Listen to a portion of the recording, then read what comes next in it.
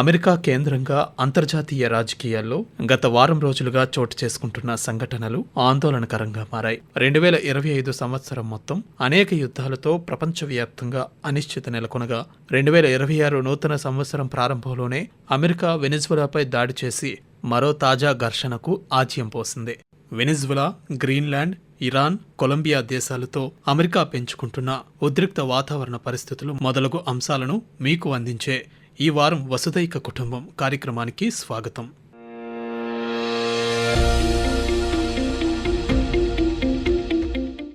దక్షిణ అమెరికా దేశమైన వెనిజులాపై అమెరికా శనివారం భారీ వైమానిక దాడులు జరిపింది. శనివారం తెల్లవారుజామున 2 గంటలకు ఆ దేశ రాజధాని కరాకస్ పరిసర ప్రాంతాలలో 7 చోట్ల భారీ వైమానిక దాడులు చేసింది. ఆ తరువాత వెనిజులా అధ్యక్షుడు నికోలస్ మదురోను, ఆయన భార్యను తమ కస్టడీలోకి తీసుకుంది. అమెరికాకు చెందిన డెల్టా ఫోర్స్ ఈ ఆపరేషన్ చేపట్టింది. అయితే ఈ దాడులకు ముందు తమ పౌరులకు ఎలాంటి ఇబ్బంది కలగకుండా అమెరికా వెనిజులా గగనతలంలో అమెరికా పౌర విమానాల రాకపోకలపై నిషేధం విధించింది. ఫ్లోరిడాలో ఆదివారం నిర్వహించిన మీడియా సమావేశంలో అమెరికా అధ్యక్షుడు డొనాల్డ్ ట్రంప్ వెనిజులా అధ్యక్షుడు నికోలస్ మదురోను తమ దళాలు బంధించాయని అధికారికంగా ప్రకటించారు. No nation in the world could achieve what America achieved yesterday or frankly in just a short period of time. All Venezuelan military capacities were rendered powerless as the men and women of our military working with U.S. law enforcement successfully captured Maduro in the dead of night. It was dark. Lights of Caracas were largely turned off due to a certain expertise that we have. It was dark and it was deadly, but captured along with his wife, Celia Flores, both of whom now face American justice. Maduro and Flores have been indicted in the Southern District of New York. It's Jay Clayton for their campaign of deadly narco-terrorism against the United States and its citizens. మాదక ద్రవ్యాలను కట్టడి చేయడంలో విఫలమైనందునే Nicholas మదురోను నిర్బంధించామని Trump చెప్పారు. అదేవిధంగా Colombia అధ్యక్షుడు Gustavo petro కూడా కొకైన్ను తయారు చేయించి అమెరికాకు అక్రమ రవాణా చేయిస్తున్నారని ట్రంప్ ఆరోపించారు. వెనిజులా మాదిరిగానే కొలంబియాపై కూడా దాడులు చేస్తామని ట్రంప్ చెప్పారు. పశ్చిమ అర్ధగోళంలో తమ ఆధిపత్యమే ఉంటుందని, చుట్టుపక్కల దేశాలన్నీ తమతో సఖ్యతగా ఉండాలని ట్రంప్ స్పష్టం చేశారు. ఇదిలా ఉండగా నికోలస్ మదురో గతంలో పలుమార్లు అమెరికా వెనిజులాలో ఉన్న చమురు నిక్షేపాలపై ఆధిపత్యం దక్కించుకోవడానికి తమ దేశంపై కుట్ర పన్నుతోందని పలు సందర్భాల్లో పేర్కొన్నారు. అయితే నికోలస్ మదురో నిర్బంధం తర్వాత అమెరికా అధ్యక్షుడు డొనాల్డ్ ట్రంప్ వెనిజులా చమురు నిక్షేపాల గురించి ప్రస్తావించడం ప్రాధాన్యత సంతరించుకుంది. మీడియా సమావేశంలో ట్రంప్ మాట్లాడుతూ వెనిజులాలో దెబ్బతిన్న చమురు మౌలిక వసతులను పునరుద్ధరించేందుకు అమెరికా చమురు కంపెనీలు $1 బిలియన్ ఖర్చు చేయనున్నట్లు ట్రంప్ తెలిపారు. అమెరికా చమురు వ్యాపారంలోనే ఉందని, దానిని ఇతర దేశాలకు విక్రయిస్తామని చెప్పారు. వెనిజులాలో చమురు రంగం చాలా కాలంగా పూర్తిగా విఫలమైందని, ప్రపంచంలోనే అతిపెద్ద అమెరికా చమురు కంపెనీలు వెనిజులాలోకి తీసుకువెళ్లి $1 బిలియన్ ఖర్చు చేస్తామని ట్రంప్ చెప్పారు. పూర్తిగా ధ్వంసమైన oil ఇన్ఫ్రాస్ట్రక్చర్ను సరిచేస్తామన్నారు. As everyone knows, the oil business in Venezuela has been a bust, a total bust, for a long period of time. They were pumping almost nothing by comparison to what they could have been pumping and what could have taken place. We're going to have our very large United States oil companies, the biggest anywhere in the world, go in, spend billions of dollars, fix the badly broken infrastructure, the oil infrastructure, and start making money for the country.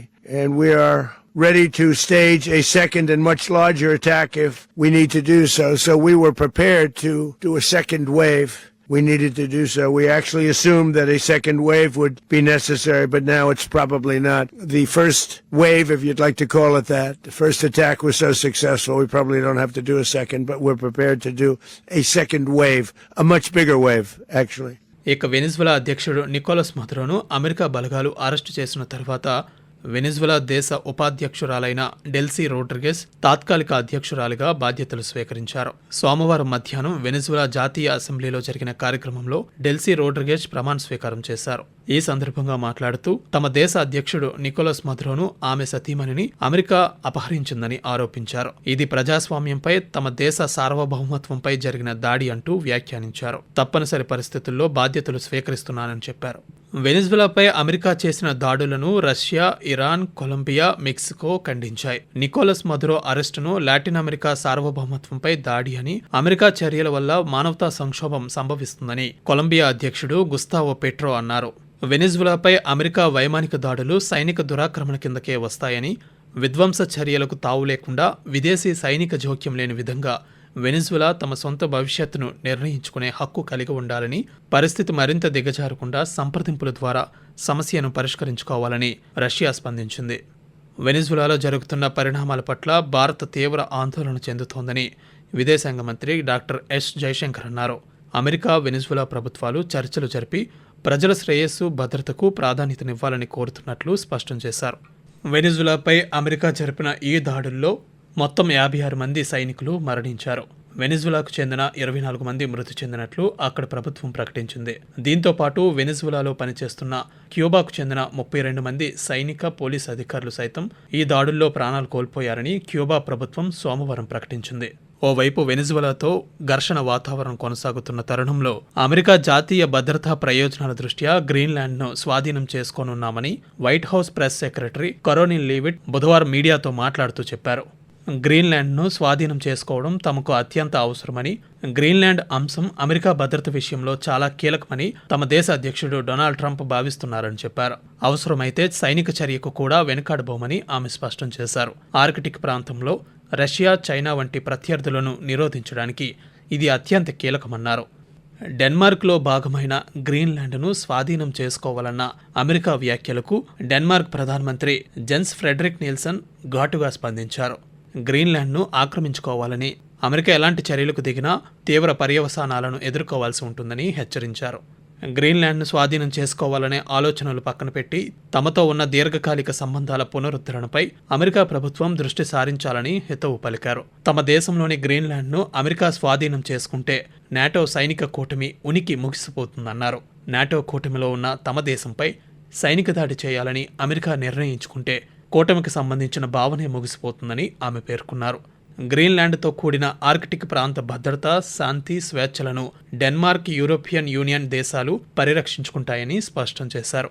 ఇక మరొక సందర్భంలో America అధ్యక్షుడు Donald Trump Greenland అంశంపై మాట్లాడుతూ ఖనిజ నిక్షేపాలకు నెలవైన గ్రీన్లాండ్ను America అదుపులోకి తీసుకోవాల్సిన అవసరం ఉందన్నారు. గ్రీన్లాండ్ భద్రతపై డెన్మార్క్ పెద్దగా శ్రద్ధ పెట్టడం లేదని ట్రంప్ వ్యాఖ్యానించారు. We are going to do something on Greenland, whether they like it or not, because if we don't do it, Russia or China will take over Greenland, and we're not going to have Russia or China as a neighbor. I would like to make a deal, the easy way, but if we don't do it the easy way, we're going to do it the hard way. There are Russian destroyers, there are Chinese destroyers and bigger, there are Russian submarines all over the place. We're not going to have Russia or China occupy Greenland, and that's what they're going to do if we don't. So we're going to be doing something with Greenland, either the nice way or the more difficult way. ఇదిలా ఉండగా అంతర్జాతీయ సముద్ర జలాల్లో Venezuela నుంచి అనుమతి పొంది పలు ప్రాంతాలకు చమురును తరలిస్తున్న ఆయిల్ ట్యాంకర్లను అమెరికా వరుసగా స్వాధీనం చేసుకుంటోంది. రష్యా జెండాతో ప్రయాణిస్తున్న వెనిజులా చమురు నౌకను అమెరికా మంగళవారం స్వాధీనం చేసుకుంది. ఉత్తర అట్లాంటిక్ మహాసముద్రంలోని ఐస్లాండ్ దక్షిణ తీరానికి సుమారు 190 మైళ్ల దూరంలో ఈ నౌకను అమెరికా దళాలు స్వాధీనం చేసుకున్నాయి. హెలికాప్టర్ ద్వారా అమెరికా మెరైన్లు నౌకపైకి దిగి అందులోని సిబ్బందిని అదుపులోకి తీసుకున్నాయి. ఈ ఆపరేషన్లో బ్రిటన్ కూడా అమెరికాకు సహకరించినట్లు అధికార వర్గాలు వెల్లడించాయి. అంతర్జాతీయ సముద్ర చట్టాల నిబంధనలను ఉల్లంఘిస్తూ అమెరికా వ్యవహరిస్తోందని రష్యా తీవ్రంగా స్పందించింది. రష్యా జెండాతో ప్రయాణిస్తున్న మరినెరా చమురు నౌకపై అమెరికా సైన్యం బలప్రయోగం చేయడాన్ని తీవ్రంగా ఖండిస్తూ తక్షణమే ఇలాంటి అక్రమ చర్యలను నిలిపివేయాలని రష్యా విదేశాంగ శాఖ డిమాండ్ చేసింది. అమెరికా వైఖరి ఇప్పటికే ఉద్రిక్తంగా ఉన్న ఇరు దేశాల మధ్య సంబంధాలను మరింత దెబ్బతీస్తోందని రష్యా పేర్కొంది. ఇదే సమయంలో ఏ దేశపు జెండా లేని సౌఫియా అనే మరో నౌకను కూడా అమెరికా దళాలు స్వాధీనం చేసుకున్నాయి. ఈ నౌకల కార్యకలాపాలు అంతర్జాతీయ నిబంధనలకు విరుద్ధంగా ఉన్నాయని అమెరికా పేర్కొంటోంది. ఇక గురువారం కరేబియన్ సముద్రంలో మరో చమురు నౌకను అమెరికా దళాలు స్వాధీనం చేసుకున్నాయి. ఇరాన్లో గత 2 వారాలుగా జరుగుతున్న ప్రభుత్వ వ్యతిరేక ఆందోళనలు తీవ్ర రూపం దాల్చాయి. ఈ నిరసనల్లో ఇప్పటివరకు 45 మందికి పైగా ప్రాణాలు కోల్పోయారు. 2270 మందికి పైగా గాయాలు పాలయ్యారు. ఇరాన్ ప్రభుత్వానికి వ్యతిరేకంగా పెద్ద ఎత్తున ప్రజలు రోడ్లపైకి వచ్చి ఆందోళన చేపడుతున్నారు. ఈ ఆందోళనలో యువత కూడా చురుగ్గా పాల్గొంటోంది. అమెరికాలో తలదాచుకుంటున్న ఇరాన్ బహిష్కృత యువరాజు రజా పెహ్లావి పిలుపు మేరకు ఈ నిరసనలు ఉద్రిక్తంగా మారాయి. గురువారం రాత్రి నుంచి ఉదయం వరకు ఆందోళనకారులు ర్యాలీ నిర్వహించారు. దీంతో ఇరాన్ ప్రభుత్వం ఆ దేశంలో ఇంటర్నెట్, టెలిఫోన్ సేవలను నిలిపివేసింది. ఇక ఈ పరిస్థితులను ఉద్దేశించి ఆ దేశ సుప్రీం లీడర్ అయతొల్లా ఖమేనీ ప్రభుత్వ టీవీ మాధ్యమం ద్వారా ప్రసంగించారు. అమెరికా అధ్యక్షుడు డొనాల్డ్ ట్రంప్ను సంతోషపరిచేందుకు ఆందోళనకారులు తమ సొంత వీధులను నాశనం చేసుకుంటున్నారని ఆరోపించారు. అమెరికా, ఇజ్రాయెల్కు చెందిన ఉగ్రవాద ఏజెంట్లు పలు వాహనాలకు నిప్పు పెట్టడంతో హింసాత్మక చర్యలకు పాల్పడ్డారని ఆయన పేర్కొన్నారు. ఈ ఆందోళనలకు, హింసకు కారణమైన వారిని కఠినంగా శిక్షిస్తామని ఆయన స్పష్టం చేశారు. రష్యా, యుక్రెయిన్ మధ్య ఘర్షణ వాతావరణం కొనసాగుతూనే ఉంది. ఓవైపు శాంతి చర్చలు జరుగుతుండగానే పరస్పరం ఒకరికొకరు దాడులు చేసుకుంటున్నాయి.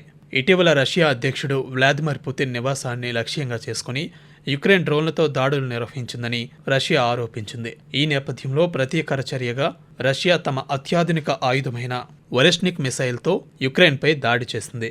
గురువారం అర్ధరాత్రి పశ్చిమ యుక్రెయిన్లోని లివివ్ ప్రాంతాన్ని లక్ష్యంగా చేసుకుని ఈ క్షిపణిని ప్రయోగించినట్లు రష్యా రక్షణ మంత్రిత్వ శాఖ ప్రకటించింది. ఈ దాడిలో యుక్రెయిన్కు చెందిన కీలక మౌలిక సదుపాయాలను ధ్వంసం చేశామని పేర్కొంది. అంతకుముందు యుక్రెయిన్లో సుస్థిరమైన శాంతిని నెలకొల్పేందుకు ఫ్రాన్స్ రాజధాని ప్యారిస్ వేదికగా కోయిలేషన్ ఆఫ్ విల్లింగ్ పేరిట నాటో కూటమి దేశాలు కీలక సమావేశాన్ని నిర్వహించాయి. ఈ సమావేశానికి నాటో కూటమి దేశాలైన బ్రిటన్ ప్రధానమంత్రి కీర్ స్టార్మర్, ఫ్రాన్స్ అధ్యక్షుడు ఎమాన్యుయల్ మాక్రాన్, యుక్రెయిన్ అధ్యక్షుడు వొలోడిమిర్ జెలెన్స్కీ, ఐరోపా సమాఖ్య సభ్య దేశాలు, అమెరికా ప్రతినిధులు హాజరయ్యారు. కాల్పుల విరమణ ఒప్పందం అమల్లోకి వచ్చిన వెంటనే యుక్రెయిన్కు పటిష్టమైన భద్రతా హామీలు కల్పిస్తామని ఈ సందర్భంగా అమెరికా, మిత్రదేశాలు హామీ ఇచ్చాయి. ఈ సమావేశంలో యుక్రెయిన్కు భద్రతా హామీలు కల్పించడంపై భాగస్వామ్య దేశాల మధ్య గణనీయమైన ఏకాభిప్రాయం ఏర్పడినట్లు యూరోపియన్ కమిషన్ ప్రకటించింది. భారత్, అమెరికా దేశాల మధ్య తుది వాణిజ్య ఒప్పందానికి సంబంధించి చర్చలు జరుగుతున్న సమయంలో అమెరికా వాణిజ్య శాఖ మంత్రి హవార్డ్ లుట్నిక్ వివాదాస్పద వ్యాఖ్యలు చేశారు. ఇరు దేశాల మధ్య వాణిజ్య ఒప్పందం కార్యరూపం దాల్చకపోవడానికి విధానపరమైన అడ్డంకులేవీ లేవని భారత ప్రధానమంత్రి నరేంద్ర మోదీ అమెరికా అధ్యక్షుడు డొనాల్డ్ ట్రంప్కు నేరుగా ఫోన్ చేసి మాట్లాడకపోవడం వల్లనే ఈ ఒప్పందం ఆగిపోయిందని లుట్నిక్ వ్యాఖ్యానించారు. లుట్నిక్ వ్యాఖ్యలకు భారత విదేశీ వ్యవహారాల అధికార ప్రతినిధి రణధీర్ జైస్వాల్ నిన్న వారాంతపు మీడియా సమావేశంలో స్పందించారు. ఇప్పటికే పలుమార్లు ప్రధానమంత్రి నరేంద్ర మోదీ డొనాల్డ్ ట్రంప్తో ఫోన్ సంభాషణ జరిపారని గుర్తు చేశారు. లుట్నిక్ చేసిన వ్యాఖ్యలు అర్థరహితమని రణధీర్ జైస్వాల్ పేర్కొన్నారు. We have seen the remarks. India and the United States were committed to negotiating a bilateral trade agreement with the US as far back as 13th of February last year, that is. Since then, two sides have held multiple rounds of negotiations to arrive at a balanced and mutually beneficial trade agreement. On several occasions, been close to a deal. The characterization of these discussions in the reported remarks is not accurate. We remain interested in a mutually beneficial trade deal between two complementary economies and look forward to concluding it. Incidentally, Prime Minister and President Trump have also spoken on phone on 8 occasions during 2025, covering different aspects of our wide-ranging partnership.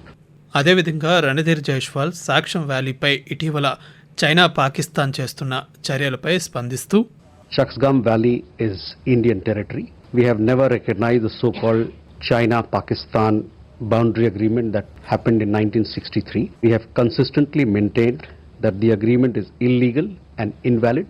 We do not recognize the so-called China-Pakistan economic corridor either, which passes through Indian territory that is under forcible and illegal occupation of Pakistan. The entire Union territories of Jammu and Kashmir and Ladakh are an integral and inalienable part of India.